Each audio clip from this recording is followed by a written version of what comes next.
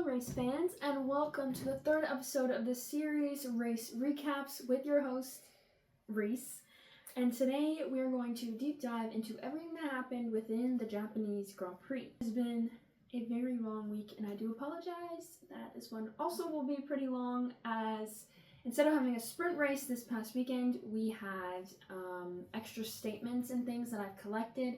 So I will also be including that within this video from time to time to add some more depth and insight from drivers or team principals or just sources.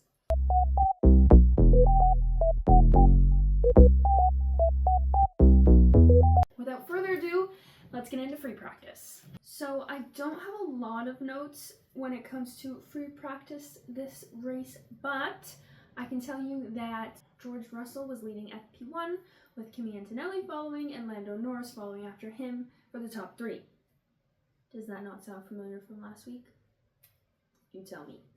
In FP1, it was a Mercedes 1-2, McLaren 3-4, and a Ferrari 5-6, and it was a pretty scattered midfield.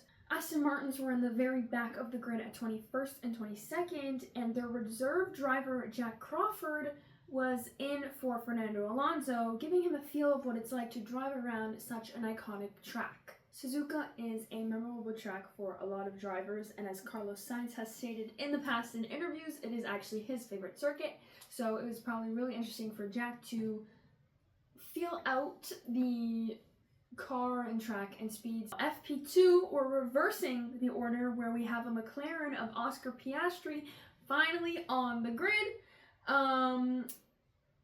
contending a little bit as he has not had a good track record yet this season, but he is leading FP2 with Kimi Antonelli in second and George Russell in third.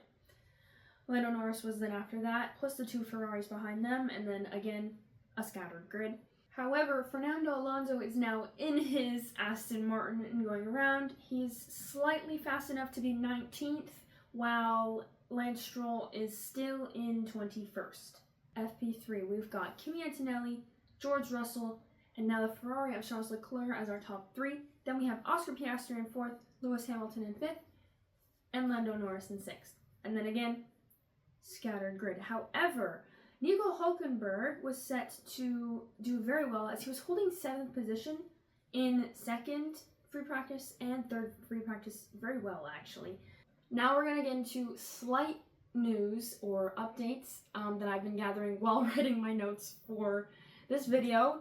A team principal news is that Adrian Newey from Aston Martin, who is a team principal, formerly a part of the Red Bull team, has now stepped down to focus on technical work, and it was rumored that Jonathan Wheatley, Audi's team principal, would depart, become Aston Martin's new team principal, and it is now correct, and that is happening. Mattia Binotto, who was Ferrari's team principal before Fred Vasseur took over, he is now the team principal for Audi as he left F1 as a whole in 2022. It is now coming back, which is really exciting, as I know a lot of people really loved his work ethic and just how he was as a team principal, so I'm very excited to see what traits he took from being principals for Ferrari into this new team like Audi. Fernando Alonso welcomed his first child on Media Day, which was the Thursday. I did not attend Media Day as I would expect, but he's very excited and his family is doing very well. Max Verstappen has had a very eventful week between China and Japan now, because he participated in a different series of racing of the Nürburgring and represented his own team, Verstappen Racing, obviously repping number 3 with a Mercedes AMG GT3 EVO. He took pole position by 1.974 seconds to second place. Max Verstappen is unreal, there is no doubt about that, so it is very interesting to see how he excels in all forms of racing and not just F1. The team then went on to win the race, which is also iconic and crazy, until I want to say a few hours later, I think it was maybe 3 or 4, where the announcement came out that his team was disqualified and lost their win after using 7 sets of tires rather than the approved and required 6 sets between qualifying and the multiple driver changes and the tire changes, it got a little bit mixed up, so that was very unfortunate for him. Definitely moving forward, he will look at every aspect, even though it wasn't really his fault. This weekend, a few teams are repping new liveries. So we've got Mercedes with a new one, Racing Bulls with a new one. I feel like I'm forgetting some, but we've got we got pictures. Come on, yeah. Which are really nice. I really love the Racing Bulls one. Their design is just really cool and I really like it. A more controversial news note, I would say Max Verstappen has been in the media quite a lot lately. I will not lie, for a lot of different reasons and a lot of different things. He had a little altercation with a journalist that had encounters with in the past, and Max was obviously being interviewed at a table with like so many journalists, and he refused to explain and speak any further when he noticed that a certain journalist that he did not like, he did not want to give him his time, because he was very kind of unprofessional in a way and asked questions that Max did not like in the previous year, and that just like caused some bad blood. He stated that he would not speak any further until said journalist had been removed due to a question that had been asked last year, as I said, in Abu Dhabi. I have the statement here on my computer, and I'm gonna read it to you verbatim. He explained why he asked the British journalist to leave the room, and he said that I got that question quite often last year, and I think I answered it more than 20 times. So when someone asks that question during the press conference after the last race and also laughs in your face, to me that has to do with a complete lack of respect. If you don't give me respect, why would I give you respect? You only see the camera pointed at me and not at that person who just started laughing. And you could clearly see that there was a malicious intent behind it at the moment. That is enough for me. I have been in Formula One long enough to know who has had good intentions and who has had bad intentions. If you go and laugh at me right there, you clearly don't have good intentions. And honestly, good for him, because I know there's been a lot of controversy between him and journalists in the past, like the media. And he does obviously have an opinion, has a temper depending on his outcomes in the races and things like that, and is very vocal about things he will and what will not talk about. In the Japanese circuit this year, it was reported that there were slower speeds through the famous S's sections in Sector 1, with drivers trying to maximize energy harvesting and high-speed corners, and they're supposed to be taken at reduced speeds this year rather than in the past. So it was a really interesting standpoint for that. So this is what we're working with this week. Obviously, as I said, there was not a sprint race, but we're going to get into qualifying now. So the conditions for qualifying were sunny. There were no crazy weather. It was pretty nice, actually. But yeah, so these are our little boxes up here. Obviously, I've got notes for y'all as always. Anything too crazy. So let's get into Q1. So as I've stated in the past, and as I think if you watch the races or know the teams, kind of Aston Martin has had a really bad rap and a rough go with their engine limitations, and that resulting in making the car super slow around track regardless of where it was. So they're really trying to kind of like figure out the car more than anything, which is, as I said in the Chinese Grand Prix video, I think it's more of like testing around the track than anything else. The Racing Bulls, however, Arvid Lindblad and Liam Lawson, were going around the track really well and were really looking promising for the race ahead. Oscar Piastri finally participating in a qualifying to hopefully contend for the race day itself. He qualified for the first time in the front row in 2023 at this track, Suzuka, which was really cool for him. The tires used on the grid for Q1 were soft, and it seemed all drivers were using them, whether they were already used tires or new tires. It was kind of a hit or miss for a lot of people on the grid. Kimi, however, was driving so smoothly, so composed, like he was flying. It was actually crazy to watch him just like get like better times every single time he went around. It was actually really nice to see. His teammate George Russell, however, was reporting that there's a lot of oversteer and something's not right. The rear end of his car, and he's saying it's not aerodynamical, and he's having no control over what is happening with his rear end, so he's asking his engineers to look into it, things like that. Now, at the back of the grid, we had the Williams, the Cadillacs, the Aston Martins, that kind of thing. The only driver that was able to get out on track to kind of clock a time was Alex Albon with Williams, because for some reason the teams were trying to like navigate certain problems with their cars, so he was the only one able to leave the pit at the time. Another fact, because y'all know I like to give a little insight, is Max last season, completely 360 to what is happening this year, got the fastest pole position in Suzuka history. The fact that he's struggling as much as he is and he's not even contending at the front for qualifying kind of like shows how drastic the changes have been. So out in Q1 were both Alex Albon, Ollie Behrman, both Cadillacs and both Aston Martins as well. So thankfully Haas has Esteban Ocon still in and Carlos Sainz still in to contend for higher up. So definitely a little bit of a nail biter considering your cars aren't contending the way you want them to. For Q2, before Q2 even happens, they have cameras within the inside of the cars to kind of face the drivers, and there's a clip there where Charles Leclerc is in his car visualizing the track and like moving his steering wheel with his eyes closed and things like that.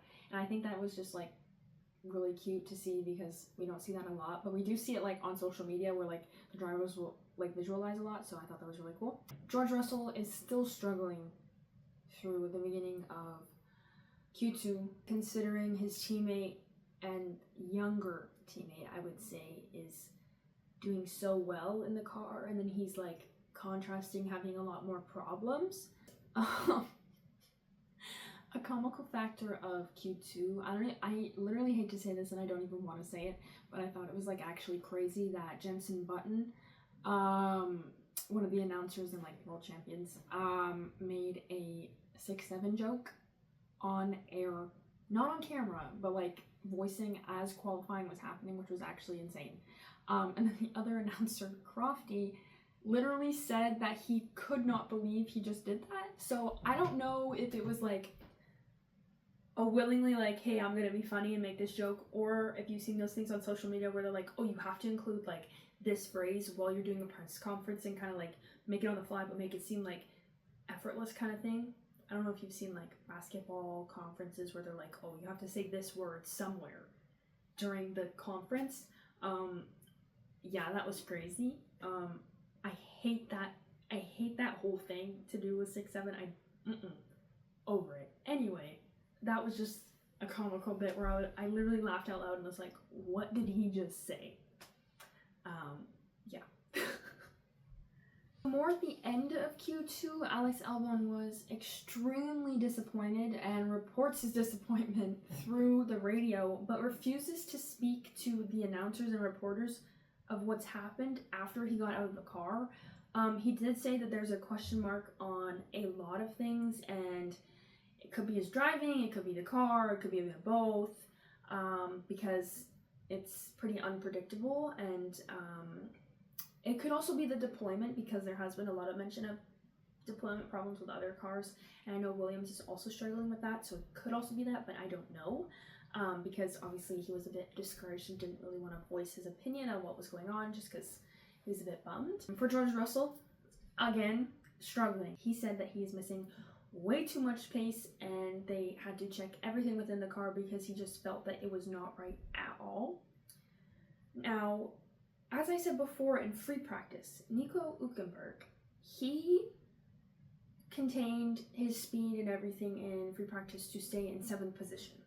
Within Q2, he had this momentum to stay in 12th position after his lap, which obviously is not as good as 7th, but it's still kind of midfield now that we have 22 cars on the grid. Arvid Lindblad, the rookie for the Racing Bulls, knocks out Max Verstappen, who is obviously the GOAT of Red Bull, the king of Red Bull, whatever you want to say, knocks him out in Q2 by like literally a few like milliseconds. I don't even remember what the time was, but it was like super last minute and it was actually crazy.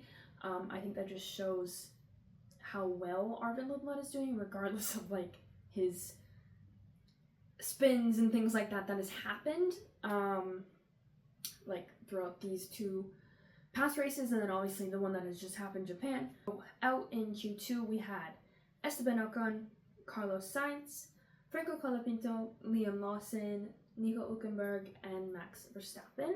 Now for Q3, this is Arvid Lindblad's second time like qualifying in Q3 to begin with, which was really interesting. Kimi Antonelli has consistently had 0.2 faster timing than George, and I think with Kimi performing so well, I wonder how Mercedes kind of is approaching it, because I mean, you had Lewis Hamilton and George Russell as a pair, and then obviously Lewis leaving to Ferrari and them bringing in Kimi so young, thinking, oh, this is going to be a good like growth thing for the team, and then him outperforming like the older driver, the number one driver, George, already is kind of, it is only 3 races in, and I understand that, but like you got to think of that dynamic.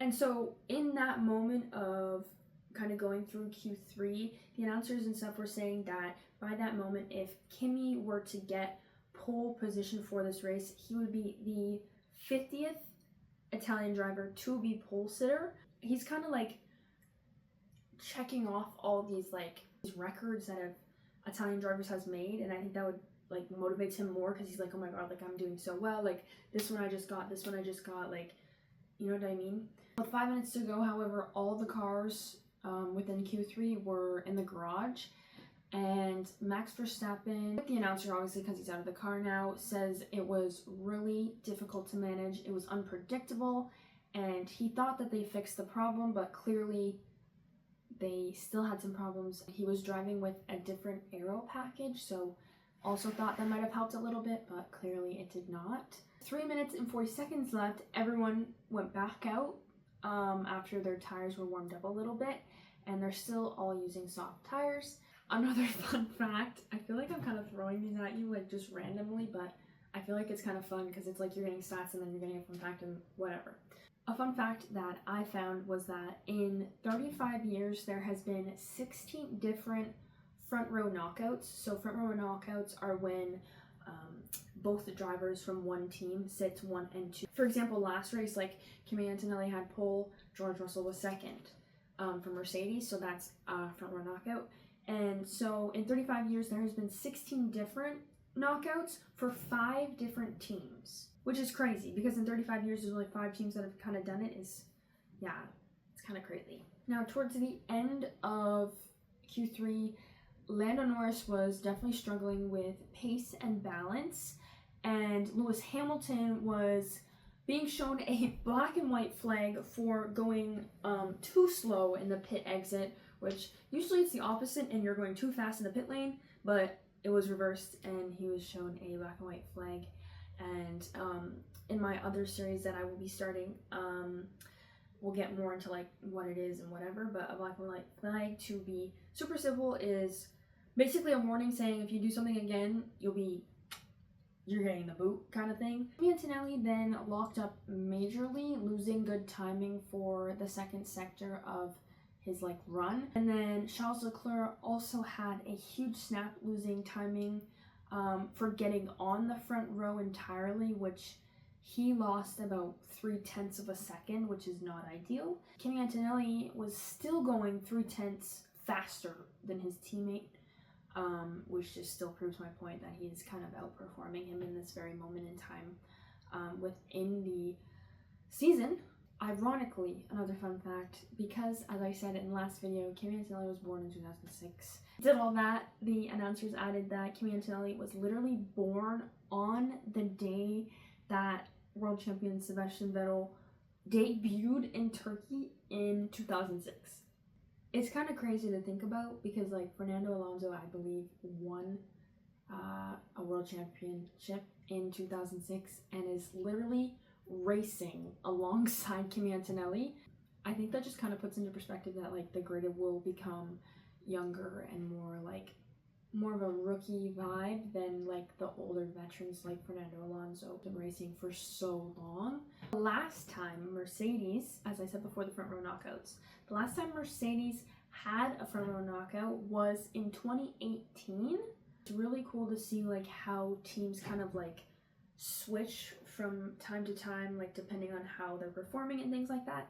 So I thought that was really neat. I do have some statements from drivers. Unfortunately, a lot of the statements are not as positive as people would think because they're not exactly happy with what is going on within the regulations and the rules for the cars. So Lando Norris, basically in the bullpen after quali, he said that, and I quote, "It hurts your soul seeing your speed dropping so much, 56 kph down the straight." 56 kilometers per hour down the straight. Like, it drops that. It's crazy. Because you gotta think these cars are going so fast, and to have that drastic drop is obviously, like, affecting them and their performance because they're used to such high conditions to now they're contrasting to having to go slower and still maintain the lead and their positions, and it's a nightmare. To say the least. Charles Leclerc had something to say, and he said that driving on the limit no longer pays off, and that's very frustrating. It's one big joke. Charles Leclerc is definitely not too happy with qualifying. He also expressed on the radio to his team during qualifying that he honestly can't stand qualifying. It's an effing joke. I go faster in corners, throttle earlier. For F's sake, I'm losing everything in the straight. I think literally every driver is kind of feeling that because it's just a nightmare, as I said. And it's really interesting to see that like the drivers and teams are just not happy at all with performance and just not going very well. Fernando Alonso, obviously the veteran on the grid, he said maybe 50% of the team members can drive in Suzuka now, I think. High-speed corners now are the charging station for the car, so driver skill is not really needed anymore. You just need to back off the throttle or turn down the battery and you charge the thing. Are you serious? Like, I don't know. I feel bad for them. I really do, because they're literally the best drivers in the world, and now like they're being replaced by buttons and recharging, and I don't know. It's just, yeah. Getting into on the grid, before the race happened, we had a lot of celebrities there in Suzuka this year, specifically the ones who voice act within the new Super Mario movie. So Anya Taylor-Joy, Chris Pratt, Jack Black, like all of them. I did a little interview, and Anya Taylor-Joy and Jack Black were just like balls of energy, and I absolutely loved it. I believe it was Ted Kravitz that asked Anya Taylor-Joy if she could give any like mushroom boost to a driver, who would it be?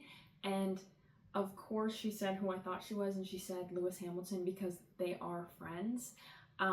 So like she said that he loves driving around this track and like would really like to give it to him, kind of thing. And it came out later on that they actually play like a lot of board games together, like in the free time, and like he beat her at chess, which if you don't know who Anya Taylor-Joy is, Anya Taylor-Joy stars in a Netflix show called The Queen's Gambit, one of my favorite shows, and she like is a child prodigy that like is a chess wizard kind of thing, which was really funny.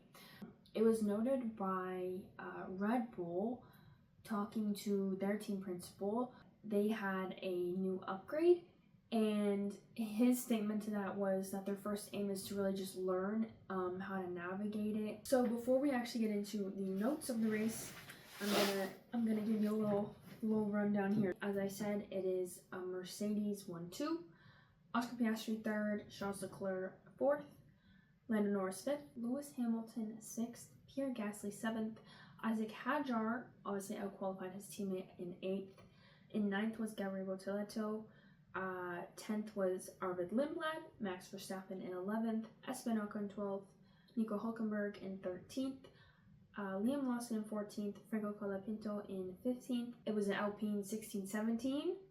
18th was Ollie Behrman. It was a Cadillac 1920 and then an Aston Martin 2122.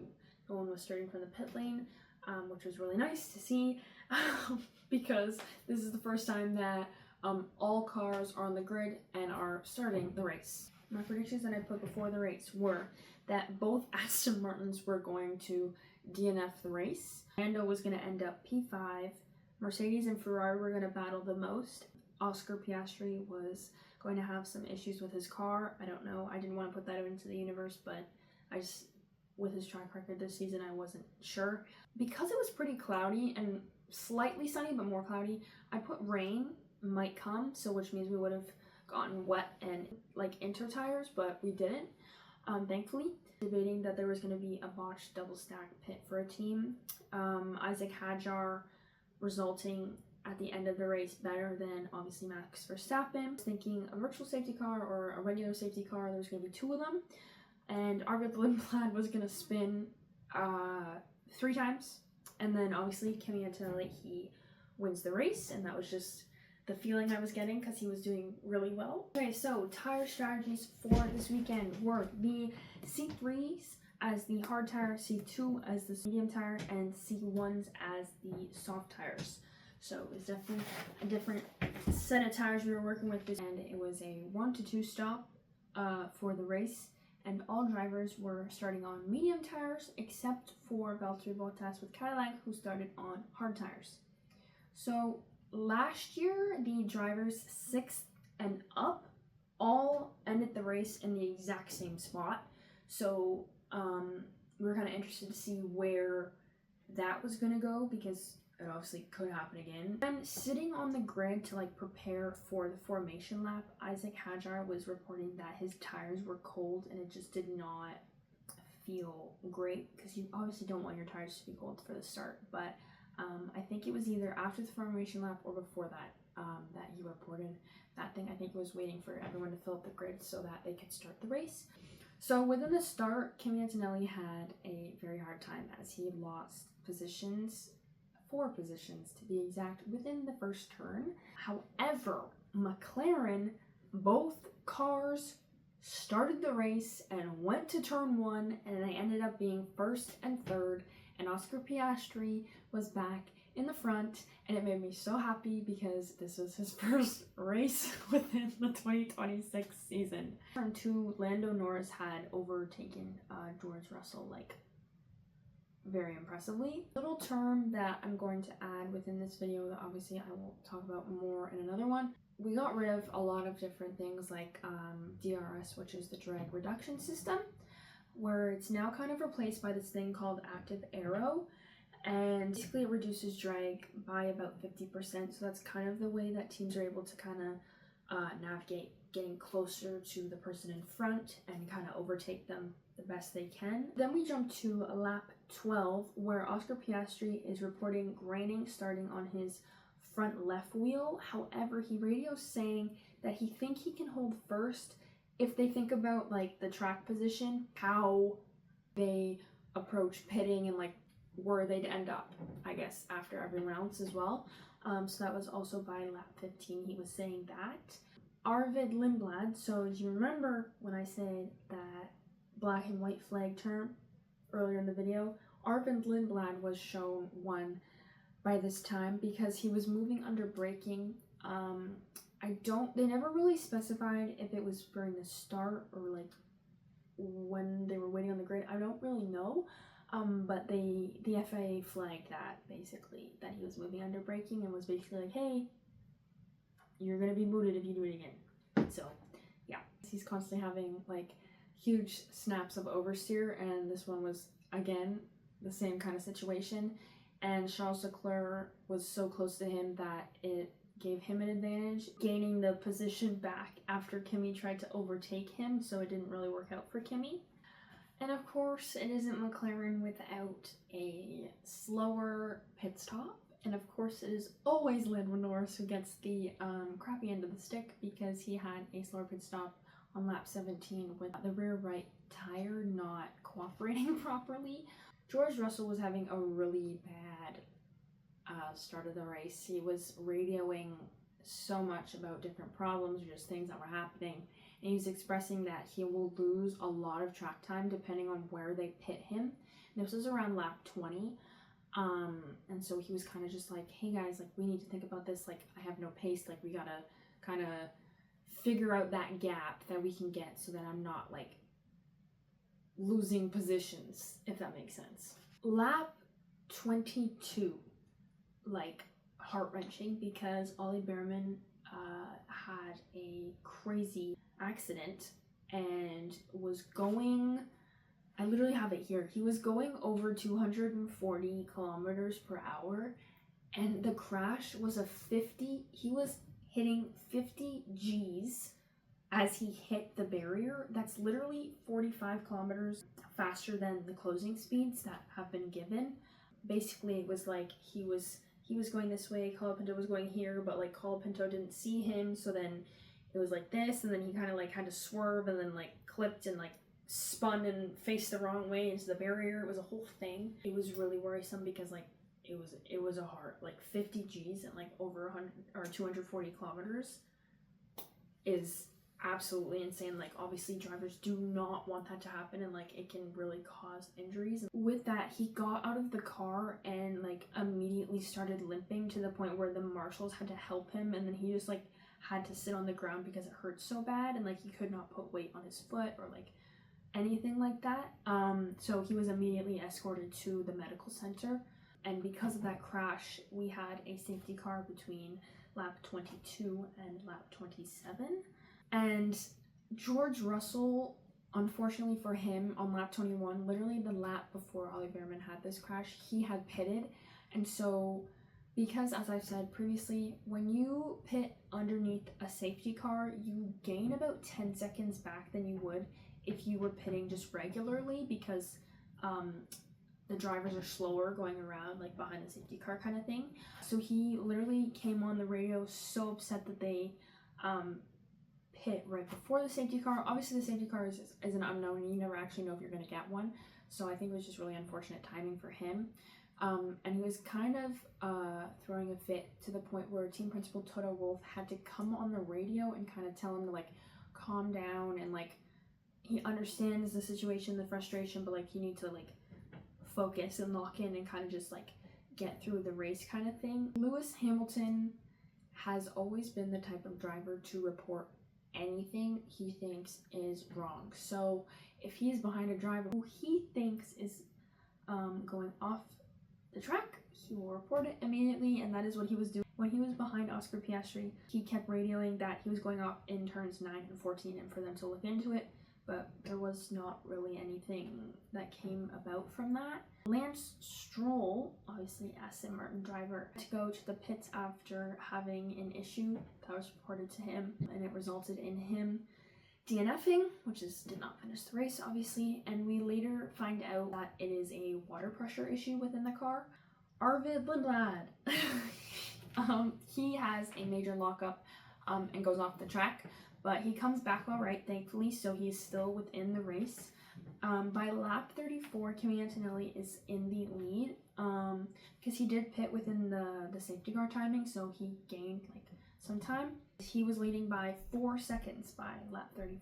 And then randomly, I don't even know what happened exactly, but McLaren's pit wall with like the main engineers and like Zach Brown and Andrea Stella, like the team principal, they lost power or it like malfunctioned to the point where like they had no comms or anything. I think it was 1.5 laps of the race. Like they literally could not talk to their drivers or anything because they lost power to like their thing. I have never heard that happen literally ever in my life. So that was really odd. Now again, George Russell.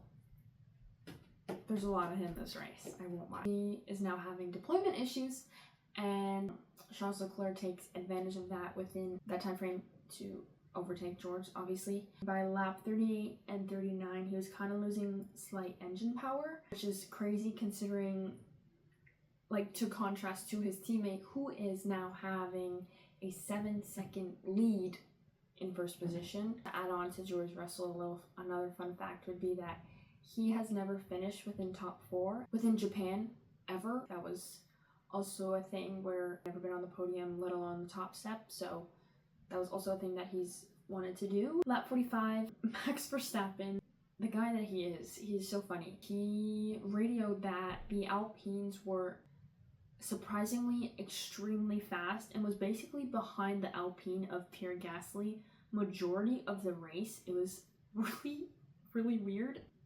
Go for Alpine, I guess. Nothing really came of it. Lewis Hamilton had a huge lockup leaving the track and then kind of getting an advantage over Lando Norris, to which the FIA kind of flagged and like looked into it, but then nothing really came out of it. But it was definitely like a report of like, if you come off the track and like you lock up or something and and you do this and you kind of like go in front of them, like sometimes it can be flagged as like gaining an advantage, because it's a weird, like if this person's like slightly ahead, you'd be gaining an advantage, and it's a little weird. The tires now within this part of the race were all hard tires except for Fernando Alonso and Valtteri Bottas, who were on medium tires. Interesting to see, because at the beginning of the race, obviously Valtteri Bottas was on the hard tire and he didn't have great performance, and then like everyone pitted from the medium to the hard and it worked pretty well for them, so it was a bit interesting. The Audis were seeming pretty quick as they were battling for 12th and 13th. Again, it doesn't seem like that crazy, but I guess now with them being kind of the midfielders, it was really interesting to see, especially with them being a newer team. This track has 53 laps, so we are like within the last leg of it, okay?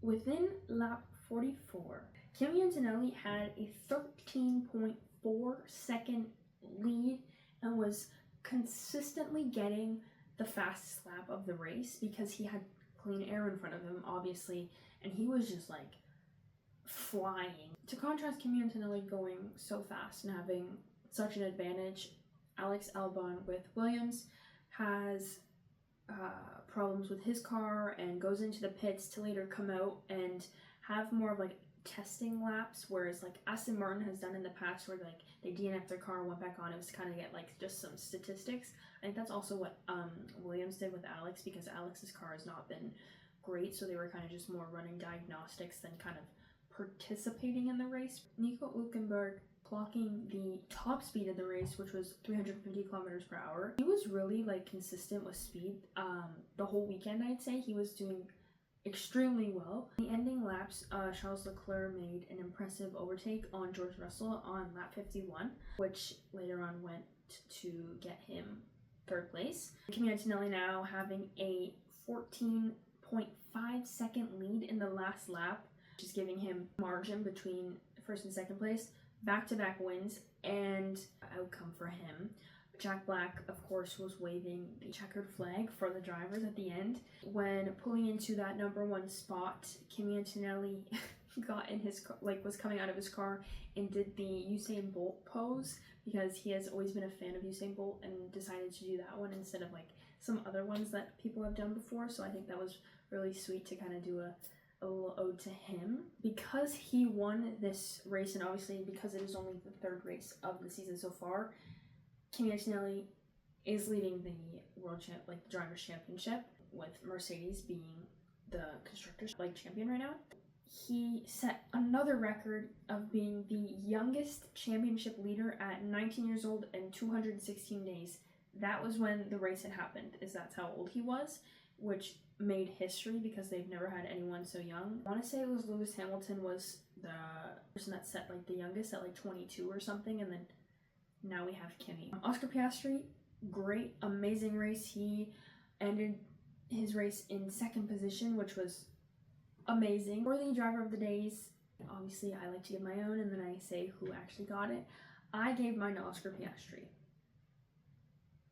I think I don't even have to say anything about that, but yeah, Oscar Piastri I think really deserved it because he did a comeback and this was his first race and everything back. And second overall is really good. The fastest lap was of course set by Kimi Antonelli at 1 minute 32 seconds. Let's get into the little graphics for you, as I like to show. For the Drivers' Championship, clearly we've got a little theme happening up here with the Mercedes. I really hate that McLaren does not have a lot of color on this graph. I think it's going to be the same kind of, not even the same as last year, but Mercedes and McLaren are definitely going to be contenders, and instead of Red Bull this year, I think Ferrari's going to step up and kind of battle it out more than Red Bull would, just because Red Bull is really underperforming in unfortunate ways. And then for the constructors, which is the teams, do I even need to explain? Yeah, Mercedes is dominating heavily, which is crazy, between George and Kimi performing the way they are, regardless of the problems that George may be having at the moment with the car. They are definitely giving a huge gap right now, and I think that is really crucial, especially to kind of like bank points later on in the time if they do have a bit more issues. There was unfortunately no sprints, but I did fill out the third column of our race results here, and unfortunately, as I said before, the next two Grand Prix in Bahrain and Saudi Arabia have been cancelled, obviously due to the war in Iran. The next race is in Miami, which some drivers talk about later on within the bullpen, to kind of have that 4 to 5 week break. It's very nice to have to kind of reset and like prioritize a lot of different things. Regardless of that, we're going to get into the slight notes that I had post-race, and then we'll get into the bullpen and some other things. Post-race, we had world champion Damon Hill interviewing the top 3. Kimi said that the hard tires pace was absolutely incredible. Oscar Piastri said that they did a good job executing everything that they had within the car. An update with Ollie Behrman, his team has confirmed that he had no fractures but had a right knee contusion. He later on released a video saying, "Thank you to everyone who reached out. I'm okay. I'm just gonna go like recover," basically, because he was literally still limping after the race onto like transit. Hopefully, because there is a break, he will get recovered quickly and ready to race in Miami. Another little history fact was that because obviously Kimi Antonelli is the Italian driver, that the first Italian driver to win like consecutive like Grand Prix, which like Kimi Antonelli, how he won this one, and then the Chinese Grand Prix as well, was in 1953 when Oscari did it. Yeah, it's just a crazy little tidbit to add.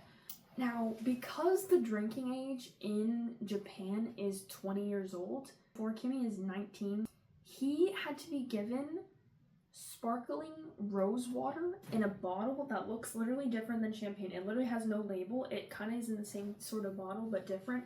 It was really funny because he was literally spraying sparkling rose water at like Charles and Oscar and the person that accepted for Red Bull. It was, yeah, it's just really funny. So throughout the season, we'll be seeing a bit of rose water because there are other places that he is still also like considered underage. Another little thing to add about the championship leaders. So for the first time in half a decade, Mercedes is leading the championship. Now we had George, obviously because of like the first race and the second race, and now because Kimi has won 2 races, he is now the leader for that. So that was actually really interesting to see the dynamic of like how like it was Lewis, and then we had crazy amounts of Max and Lando and Oscar, and then now we have some teal color back on there. Now we're getting into the bullpen. I promise we're almost done. Stay with me, please. We're going to start off with Lando Norris. So he in the bullpen said that clean air is very crazy to have because drivers have more of a hard time overtaking, I guess, in some ways, and especially if you're in front, like Kimi showed, you can get a massive gap between first and second. He said that it was nice to relive the feeling of being first and second within those first few turns, like the previous year, because let's be real, Oscar and Lando were literally at the front constantly, so he enjoyed having that feeling again. Said that there's still the same complaints with the car, but thankfully they're heading in the right direction with like fixing things and like adjusting things. He's not as comfortable as he'd like to be, but is getting there gradually. Hamilton reported that it was a pretty terrible race for him, and I find he's very insightful when things like this happen, regardless of what position he is. He's like, yeah, it was horrible. Yeah, the car's crap, like things like that. He thought that they had P3 And then the safety car happened, and then he was losing too much power within the engine, and it was just a nightmare. Still kind of manageable and got some points, thankfully, for the team, but not what he would have liked to get. On the flip side, his teammate, Charles Leclerc, he said that he thinks they extracted everything they could within the weekend. They need to improve everything within the car. He kind of pointed that more towards Ferrari because there are some problems still. Obviously, Lewis is struggling. There's some hiccups that need to be fixed. And it was Charles' first podium since 2022, which is insane. Like 4 years. What? Yeah, it was nice to see him back on the podium. I won't lie. Max Verstappen went from 11th place to 8th place in the end. He said it was terrible. He doesn't think it was good.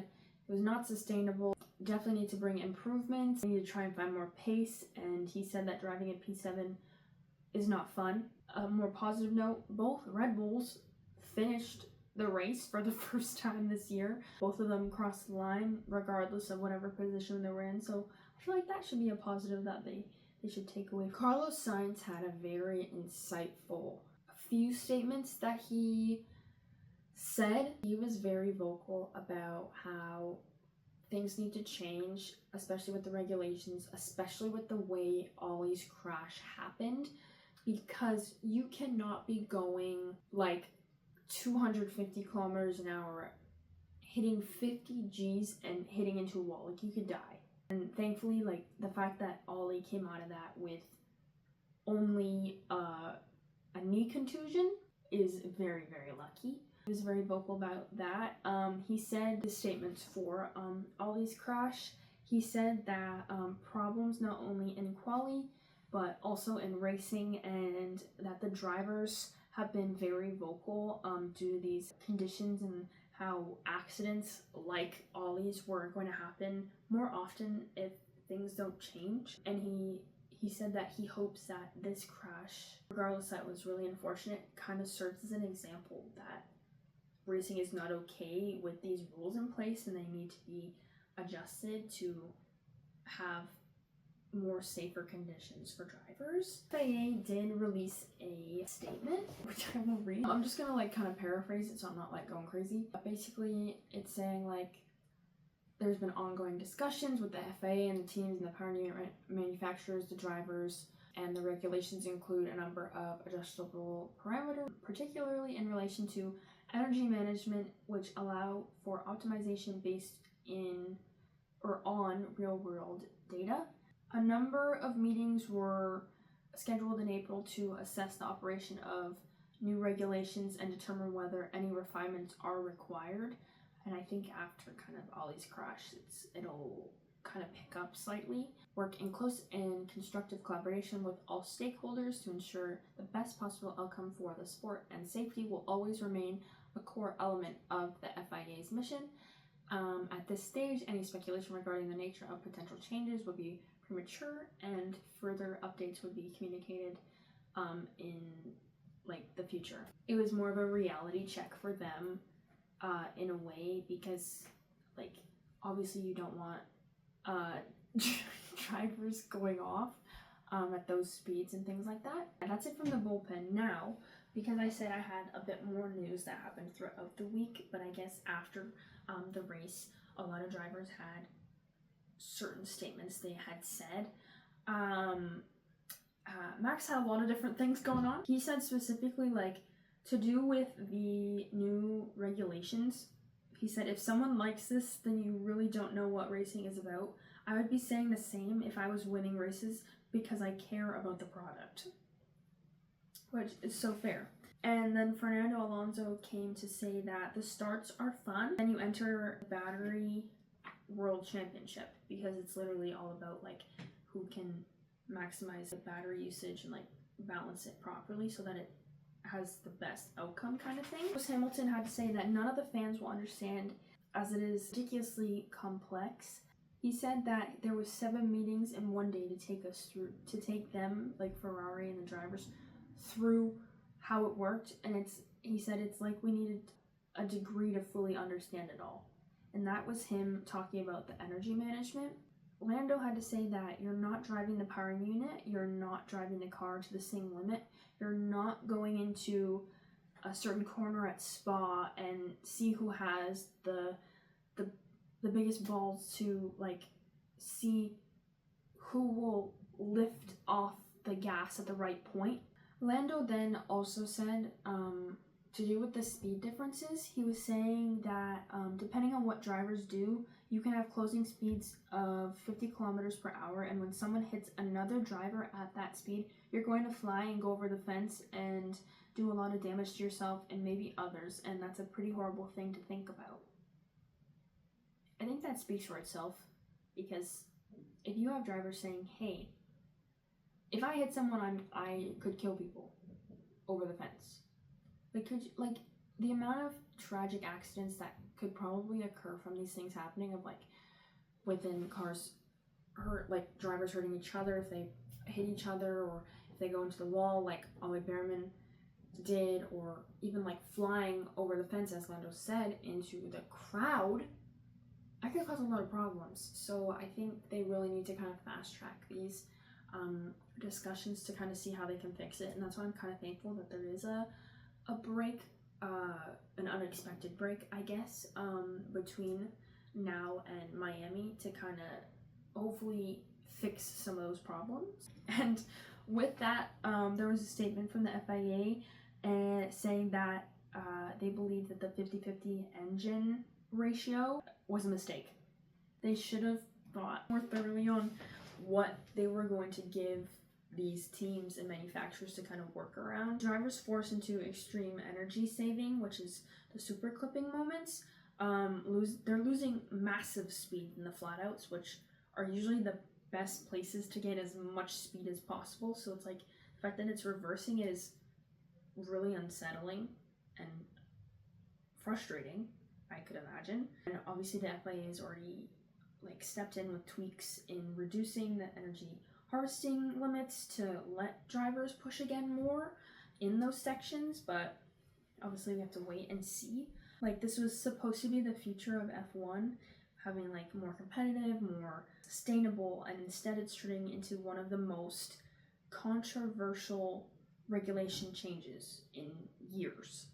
On a more, I don't know if I want to say less serious note, but Max Verstappen has always been very vocal of like, if he doesn't enjoy the sport, he's gonna retire. If he was gonna start a family, he's gonna retire. If he's gonna do this, he's gonna do that, he's gonna retire from the sport and like not kind of come back.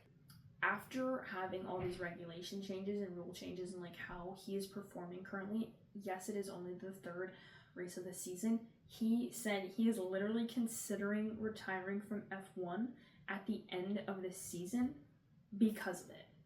I have quotes from him to do with this. So one of them was, once I stop, I really stop. I don't see myself coming back, which I guess is understandable. I have a feeling he would do like other series. But yeah, it's really hard to see kind of like 4-time world champion saying that he's just going to retire at the end of the season because he thinks that this is just a waste of time and like isn't beneficial, and it's like wrecking the sport. Like, I feel like that in itself kind of says something. He said, you just think about, is it worth it, or do I enjoy being more at home with my family, seeing my friends more than when you're not enjoying your sport?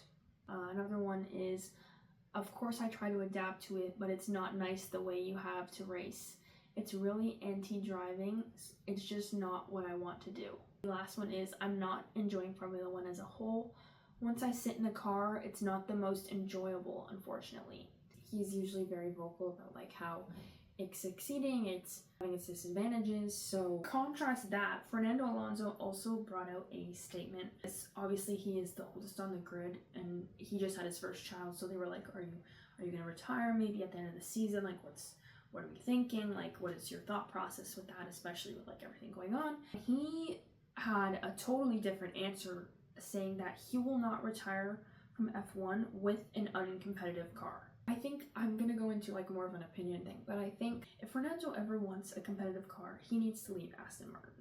And I say that with a grain of salt because Aston Martin has not had a good rep. And I understand that they've kept Fernando for a very long time, and I'm sure Fernando is super thankful because he's still driving within the within F1 and all of that. If the man is ever going to retire in a competitive car, he needs to leave Aston Martin. I said what I said, and that is that. He literally said that when he is in Spain, he's from there, so he says, when I'm in Spain, I'm karting and racing against kids who are 9, 12, and 15, and I'm competing against them at that mental age. I don't want to end my career on a bad note. Again, to my point, needs to figure out a different way to get better performance from a different car and a different team. The last thing I wanted to talk about today was that Christian Horner, if you don't know, the old team principal for Red Bull was literally fired with immediate effect, with a lot of problems happening last year. And Toto Wolff, who is the team principal for Mercedes, and Fred Vasseur, who is the team principal for Ferrari, they were kind of like a trio kind of thing. Like, yes, they have their moments, but like it's kind of like a workplace competitive, professional, combative personality like type thing between the three of them. I thought it was really interesting because they were talking about what it was like without Christian there. And Toto said that F1 needs the good, the bad, and the ugly, and it is now only the good and the ugly left. And I will specify which one is which if you do not already assume. Toto is the good, Christian is the bad, Fred is the ugly. That is just how the cookie crumbles. But he did actually say like a full-on statement where he like reflects on whether Christian should come back to F1. Toto says that he has broken quite a lot of glass and these things have repercussions in our sport. I am in two minds about him returning. The sport is missing personalities, and his personality was clearly very controversial, and that is good for the sport. I said to Fred Vasseur that it needs the good, the bad, and the ugly, and is now only the good and the ugly left. The bad is gone. Would I consider that he could ever be an ally or someone that shares objectives? I don't think so. I don't know if he's finding his way back and in which function. I clearly don't wish him bad. There was never really a bad blood between them. It was a really unexpected time that he was let go. It was more like, hey, you're gone, bye, like leave. And I think he did have a really good relationship with like the other team principals off the grid to a point where like they had like mutual respect and that kind of thing. The whole good, bad, and ugly thing, gold. Love that. Sorry, Fred Vasseur, but I agree. I do apologize for how long this is today. I hope you guys enjoyed more insightful, and I did take it a little bit slower today. Thank you so much for tuning in. Please make sure to subscribe, check out my Instagram and my TikTok, leave a like maybe or a comment. It just really helps. And I thank you guys so much for supporting and watching, and I hope you learned a few things.